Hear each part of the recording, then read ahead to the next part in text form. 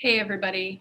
For this week's The Inside Cover, I have The Ballad of Songbirds and Snakes by Suzanne Collins, who is the author of the hugely popular The Hunger Games. This is a prequel to The Hunger Games. It focuses on the series villain, Coriolanus Snow, who is the president during this series, and it also shows you a little bit about the origin of the games themselves. So let's get started with the inside cover.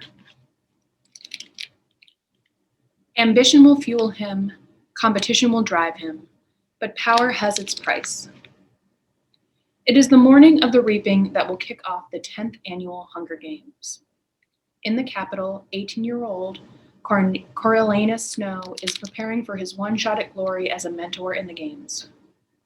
The once mighty House of Snow has fallen on hard times, its fate hanging on the slender chance that Coriolanus will be able to outcharm, outwit, and outmaneuver his fellow students to mentor the winning tribute. The odds are against him.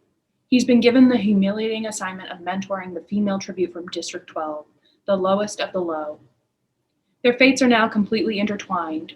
Every choice Coriolanus makes could lead to favor or failure, triumph or ruin. Inside the arena, it will be a fight to the death. Outside the arena, Coriolanus starts to feel for his doomed tribute and must weigh his need to follow the rules against his desire to survive no matter what it takes. Okay, let's read the first few paragraphs of this story. Part 1, The Mentor, Chapter 1. Coriolanus released the fistful of cabbage into the pot of boiling water and swore that one day it would never pass his lips again. But this was not that day. He needed to eat a large bowl of the anemic stuff and drink every drop of broth to prevent his stomach from growling during the reaping ceremony. It was one of a long list of precautions he took to mask the fact that his family, despite residing in the penthouse of the capital's most opulent apartment building, was as poor as district scum. That at 18, the heir to the once great House of Snow had nothing to live on but his wits. His shirt for the reaping was worrying him. He had an acceptable pair of dark dress pants bought on the black market last year, but the shirt was what people looked at. Fortunately, the academy provided the uniforms it required for daily use. For today's ceremony, however, students were instructed to be dressed fashionably, but with the solemnity the occasion dictated.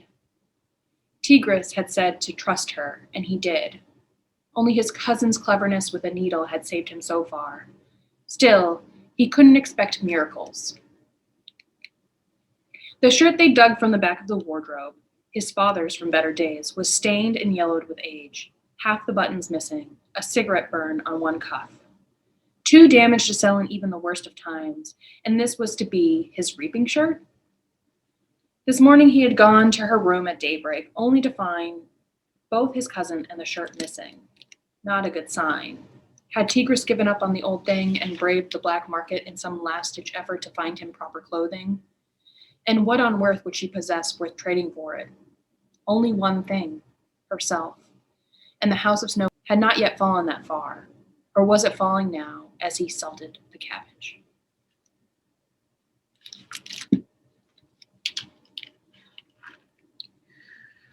Constance Grady for Vox calls it a curiosity, a cold-blooded philosophical inquiry that adds depth to the original 3 books but is not essential reading. It's a nightmare from which it is all too easy to wake up. Anna Holden for the New York Times High School Insider says, "The Ballad of Songbirds and Snakes is 100% worthy of your attention and will undoubtedly prompt a rereading of the whole series with all this new knowledge in hand." So I'm excited to read this. I hope that you are too. We also have copies of The Hunger Games available if you would like to start with those. Get your copy of The Ballad of Songbirds and Snakes either through Lithgow to Go. You can call us to request it, or do it yourself online, or you can come in for a browsing appointment. Just give us a call. We're doing browsing appointments on the hour and have a whole section of new teen or YA literature available for you. That's the inside cover.